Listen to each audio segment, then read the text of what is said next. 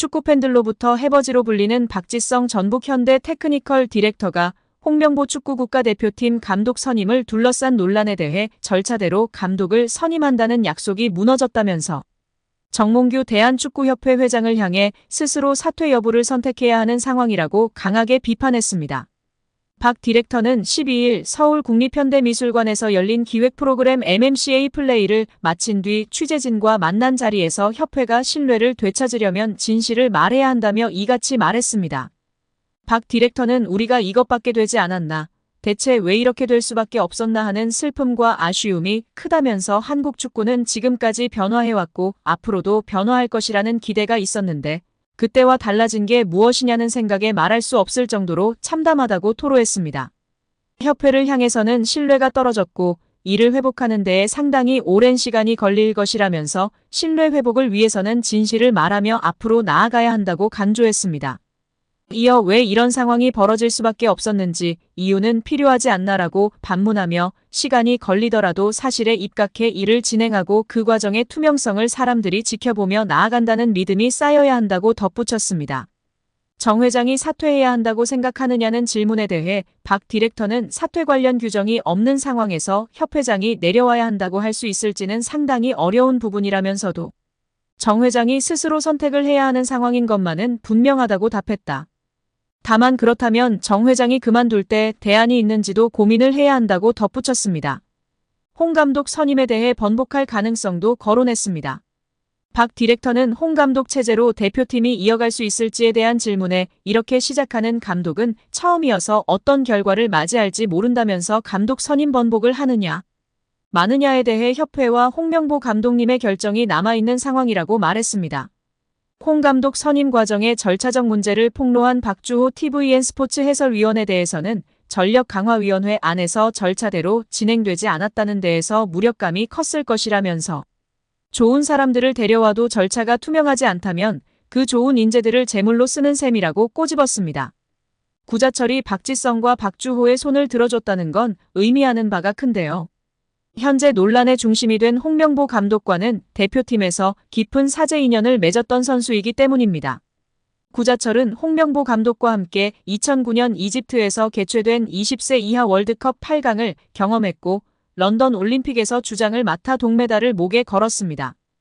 홍명보 감독과의 인연은 2014 브라질 월드컵에서도 이어졌습니다. 브라질 월드컵에서도 대표팀 주장을 맡았던 구자철은 단 1승도 거두지 못하고 조별리그 탈락이라는 처참한 성적을 기록했습니다. 구자철은 18일 자신의 SNS를 통해 기사가 정말 오해의 소지가 있게 나왔다. 난 기자분들에게 그렇게 얘기하지 않았다. 나도 무조건 협회의 행정이 바뀌어야 한다고 생각한다. 이렇게 가면 솔직히 미래는 없다고 비판했습니다. 전날 구자철은 김포와의 코리아컵 8강 원정 경기 직후 인터뷰를 통해 최근 국가대표팀 감독 선임 관련 논란에 대해 말을 꺼냈습니다.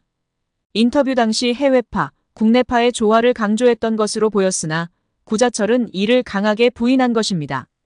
하루빨리 협회의 행정이 제자리를 찾아가길 바라는 마음뿐이라고 밝힌 구자철은 지성이 형, 주호 형의 의견을 무조건 지지한다. 그전에도 대화를 자주 했고 오늘도 연락했다. 오해가 없기를 바란다고 최근 협회를 향해 쓴소리를 가감없이 날렸던 박주호와 박지성을 지지했습니다. 구자철은 2011년 제주를 떠나 독일 볼프스부르크로 이적해 당시 해외파로 활동했었습니다. 아우크스부르크, 마인츠 등 분데스리가에서 활약했고 2019년 카타르 알가라파로 둥지를 옮겨 2년간 중동 무대를 경험했습니다. 이후 2021년 제주로 복귀한 구자철은 지금까지 현역으로 활약하고 있습니다. 여기에 국민의힘 김승수 의원이 15일 대한축구협회를 향해 홍명보 축구 국가대표팀 감독 선임과 관련 재검토를 촉구했습니다. 김 의원은 이날 국회 소통관에서 기자회견을 열고 절차적 하자와 불투명한 선임 과정, 그리고 홍 감독 개인의 심히 부적절한 과거 행적과 자질에 대해 우려한다며 이같이 밝혔습니다. 김 의원은 축구협회는 규정에도 없는 전력강화위원회 권한 위임을 통해 몇몇 사람들의 자의적인 결정으로 감독 선임을 단행했다며 축협은 개인 사조직이 아니라 국가를 대표하고 전 국민의 염원을 담아 연간 300억 원의 국민 세금이 투입 운영되는 공적단체다. 절차적 하자가 명백한 만큼 반드시 재검토가 필요하다고 말했습니다. 이어 축구협회에서 투명하고 공정한 절차를 통한 납득할 만한 해명과 조치가 이뤄지지 않을 경우 국민들의 알 권리 보장과 진상규명을 위해 올해 국정감사 시 관계자들을 증인으로 출석시켜 사실관계를 철저히 따져 물을 것이라고 간주했습니다. 또 축협의 능동적 조치가 신속히 이뤄지지 않으면 대한체육회, 문화체육관광부가 직접 나서서 축협이 대대적인 고강도 혁신 방안을 마련해야 할 것이라고 했습니다. 김 의원은 협회의 투명하고 공정한 절차를 통한 납득할 만한 해명과 조치가 이뤄지지 않을 경우 올해 국정감사 시 관계자들을 증인으로 출석시켜 사실관계를 철저히 따져 물을 것이라고 강조했습니다. 또 축구협회에 투입되는 300억 원 규모의 예산도 손질할 수 있다고 경고했다. 김 의원은 상당히 적절한 조치가 취해지지 않을 경우 페널티를 줄 수 있는 여러 방안을 찾아볼 생각이라고 말하며 축구 팬들의 공감과 지지를 받고 있습니다. 정몽규 취임 후 보조금은 11년간 3배 늘었습니다. 정부 보조금은 연간 최소 110억 원 수준이며 스포츠 토토 등 복표 수익 연간 200억 원이 지원되고 있습니다. 주요국 정부 보조금 없거나 의존도 낮으며 피파 랭킹 20위권 국가들은 70% 이상이 협회장은 전문 경영인이 하고 있고 이외 축구인 등이 하고 있습니다. 우리나라처럼 재벌 총수가 회장인 곳은 단 한 곳도 없습니다. 대한축구협회에 연간 약 300억 원의 국가재정이 투입되면서 수익에서 정부 의존도가 약 30%에 달하는 것으로 나타나며 충격에 빠졌습니다. 사실상 정부 재원이 아니면 운영이 어려운 셈입니다.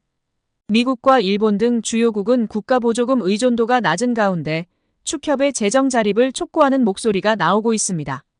18일 한경닷컴이 축협의 손익계산서를 분석한 결과 지난 2013년 이후 보조금과 복표 수익을 제외하면 연 평균 300억 원 적자를 기록하고 있습니다.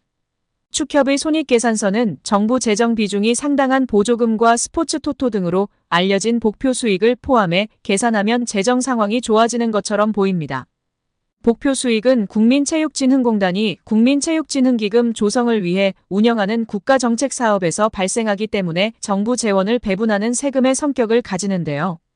축협의 당기순이익은 최근 5년간 코로나 팬데믹으로 입장료 수익 등이 없어 38억 원의 적자를 기록한 2020년을 제외하곤 늘어나는 듯한 모습입니다. 2020년까지만 해도 보조금과 복표 수익은 연간 300억 원이었는데 2022년부터는 500억 원 안팎으로 급증했습니다. 이렇게 지난 11년간 축협이 쓴 보조금은 총 1,809억 원, 복표 수익은 총 2,058억 원으로 총합 3,867억 원에 육박한다는 사실이 알려지자 축구팬들부터 국민들까지 분노가 들끓고 있습니다. 최고의 황금 세대를 가지고 제대로 일처리도 못하면서 정부 지원금이 무려 3,000억 원이 넘는 소식에 다들 뒷목을 잡고 쓰러지기 일보 직전입니다.